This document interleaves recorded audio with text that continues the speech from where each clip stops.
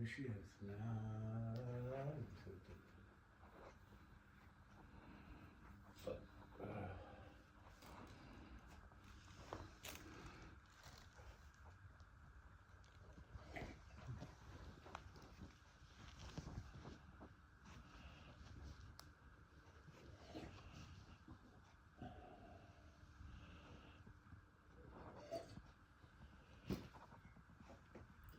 ما که صبح یک دانه نمزی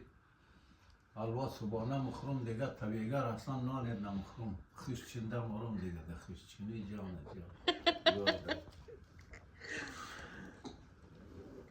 خوش چنده ماری دیگه؟ آره نوش جان خیلی طبیعت دور داره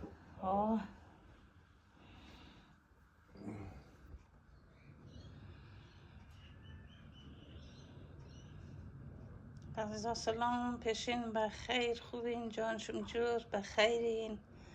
خوش آمدین دمی سفارشی بسراغ دوستا دیگه این پاس روزه سادم 4:30 دیگه پخته شده 4:30 پیشین خواستم قد عزیزای خم شریک کنم دیگه یک دنیا تشکر از دوستا از عزیزا سفارشونن برای شما دمونم یه سر روزم کلبار تولید دادم دیروز الوا پخته دادم امروزم دیگه پاس روز یعنی بسراغ رو پخته دادم ساعت 4:30 پخته شده دیگه من میرم قد دوستا شریک کنم یک دنیا تشکر دافیز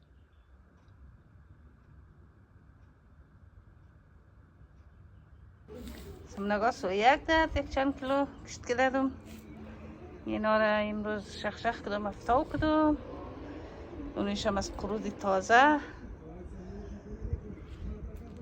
دیگه هر کس که لازم داشت سمنگ تازه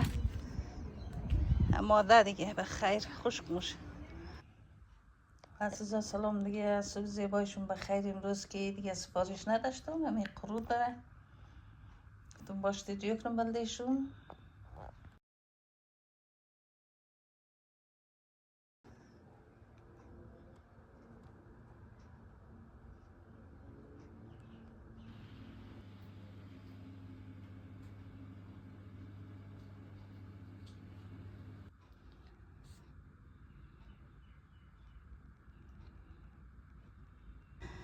اینا دیگه دیگه نال در آل طول منم نه 8 کیلو شیز قسمت بال رسال داشته اینیش منده اینال در آل طول منم هر کس کارش بود شماره تلفن در پروفایل تیک تاک است زنگ دهین ما آدرس را اینم به این ببرین هر کس کارشه دیگه مو آقای برزبین گفته مو رقم لاک در تیک تاک دیبل دیزمو و مو رقم بخته که زو زیادتر هم ده تالیش این واقع سواس خورمات بردک 4 کیلو زوا بود 4 کیلو دیگه یک نه 2 کیلو یک نفر برده 2 کیلو دیگه نفر برده دیگه نیاشره منال طول منم هر کس در کارش بود دین مثل سال اللي سلكن دیگه ما شکر مکر شونم منو بقد سمنگه همون سمنگ تازه خودم جور منم مرا الوا بختن من یک دبیش بردم یوش نیم کیلویی البته دیگهش بخی نیم کیلویی طولم دیگه هر کس در کارش بود بای بگره دیگه خداحافظ دوستا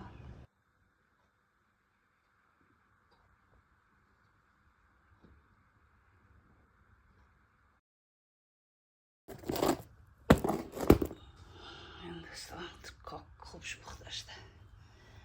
پتیر چکله دیگه